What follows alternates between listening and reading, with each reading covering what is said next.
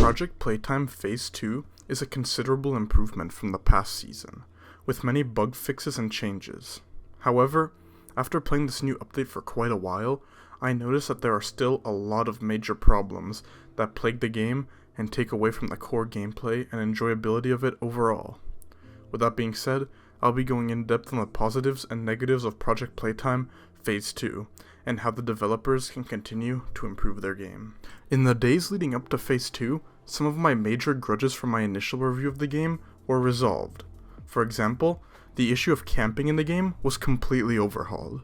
The new locker alarms were a great way of fixing campers that just hid in lockers the entire match.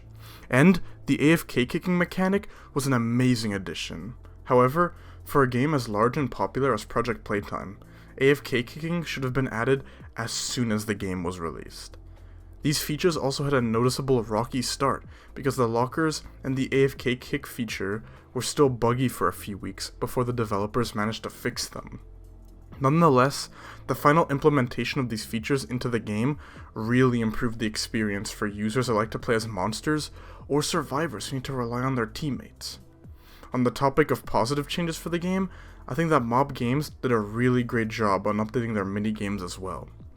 The task randomization update allowed for more variety during gameplay, which I enjoyed greatly, as it became boring when I was able to memorize where specific tasks were located throughout the map. In addition, with this change, there were also 3 new games that were added: the maze game, the memory puzzle, and the claw machine. First of all, I want to say that I enjoy the maze puzzle a lot.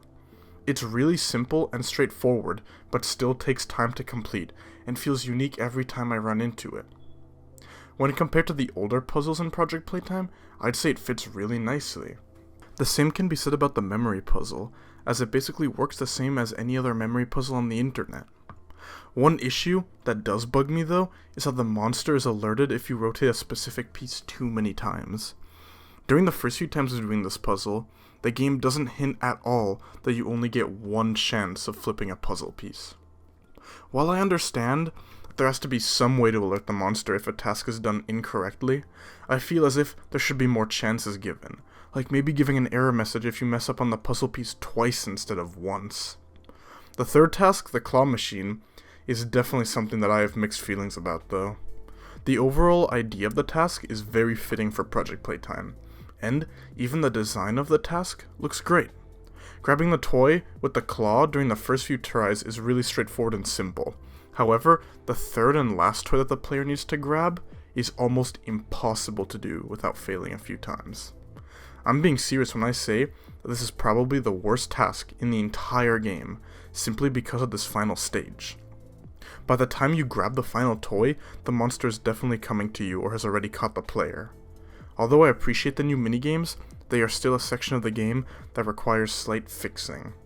Unfortunately, unlike the minigames and AFK features though, which were mostly positive, I feel the exact opposite about the player abilities. Without a doubt, the perks are one of the most important features in Project Playtime. Leading up to Phase 2, I've seen the developers continue to ignore the various issues with the tasks that I highlighted earlier, and instead make the experience for the players worse for the most part. I mean, one of the worst nerfs that I noticed was done to the Master Pianist ability. This power-up was a key part in completing the piano task, which was extremely long and dangerous to finish. However, Mob Games changed the task to instead get rid of the first few notes, rather than the last ones. This means, instead of having to solve up to 3 notes maximum, you need to solve up to around 6. Does this still lower the overall time to finish the piano task? Yes, it does.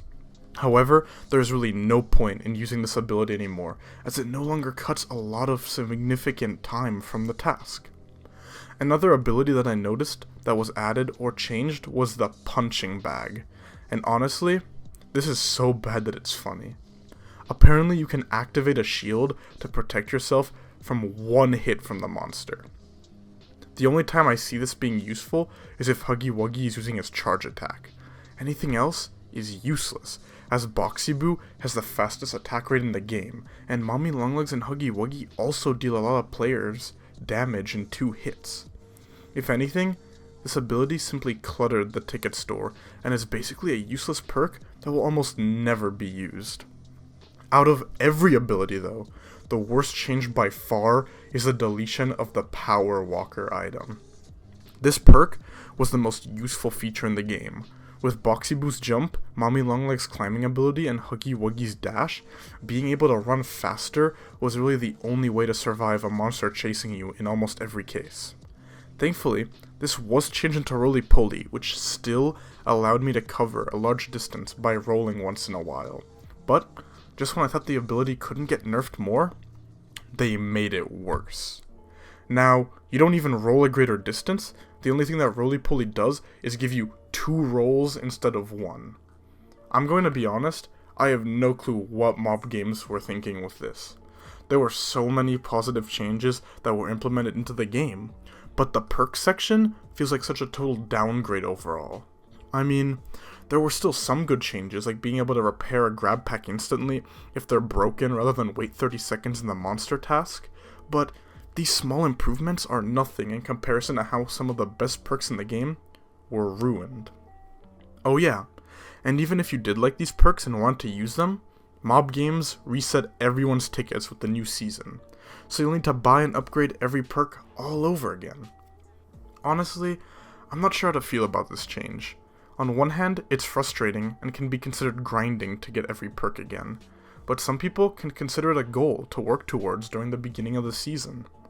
I'd like to hear what anyone else thinks in the comments regarding this change and whether people like it or not.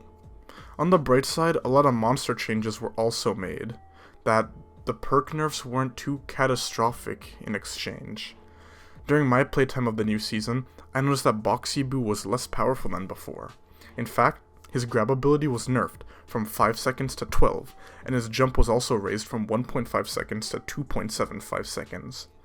Boxy Boo being overpowered compared to the other monsters was one of my biggest complaints for when I last played the game, and I'm glad to see that mob games actually made changes to this monster, which definitely annoyed me when I was playing the game. Unfortunately, Boxy Boo wasn't the only monster that got nerfed though, as Mommy Longlegs had her web ability completely removed.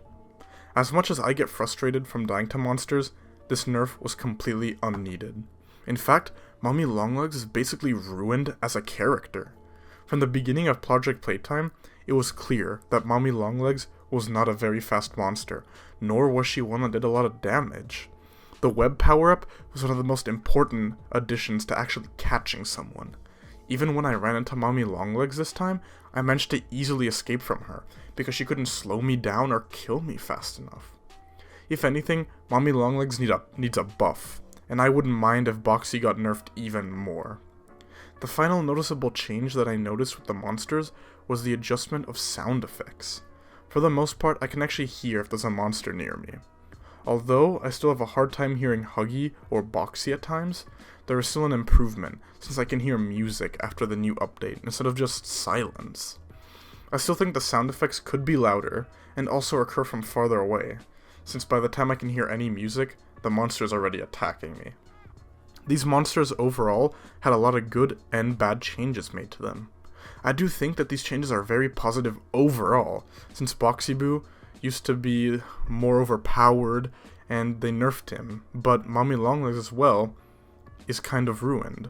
Either way, this doesn't change the fact that there are important issues to be fixed in this part of the game overall. With me going into various bug changes and additions leading up to Phase 2, I also want to discuss the new Battle Pass system, maps, and cosmetics. First of all, the new level up system is really cool. I dislike how XP was stagnant before and based on the player number, so getting more XP based on completing tasks and daily logins is much better. However, my only complaints for this new system are how more XP is required to level up every time, since I'm worried the Battle Pass can actually be difficult and annoying to complete, rather than being enjoyable. Also, the amount of XP per game feels much lower.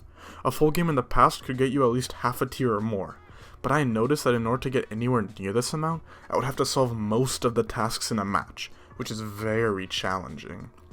However, the Battle Pass itself does look really great. Like always, the Mob Games 3D modelers did a fantastic job with all the cosmetics. All of the monster skins look scary and really cool, but it is a shame that a ton of the skin spots are taken up by rainbow recolors of each monster instead of maybe 1 or 2 in this battle pass. Also, the hair and facial hair cosmetics became even nicer since Project Playtime updated these items, so you can actually change your hair color for more customization. But obviously, the main focus on the new season is clearly the map. At first, the Destroy a Toy facility seems extremely large and scary. The animations of the molten metal moving through the conveyor belt and the various lights and piles of abandoned toys will make the map feel lively and awake. For low-end and even normal PCs though, this map will cause lag unfortunately. I recommend turning your graphics down since there's too many assets which may be unoptimized or the graphics could just be too powerful. I noticed that the map also includes a new way of transportation called dash handles. These are scattered all over the map and allow the user to move forward very quickly. I'll be honest though, I never once use these handles when running from a monster. Unlike the doors, I feel like they don't provide as large of an advantage, and they're hidden in corners or difficult to see when you're in a hurry. I wish the lights were brightened even more, or if some of the handles were repositioned altogether. When trying Project Playtime again after Phase 2 and numerous bug fixes, I noticed a ton of changes. Certain parts of the game, like the cosmetics and the issue of camping/AFKing, were significantly improved to make the game better.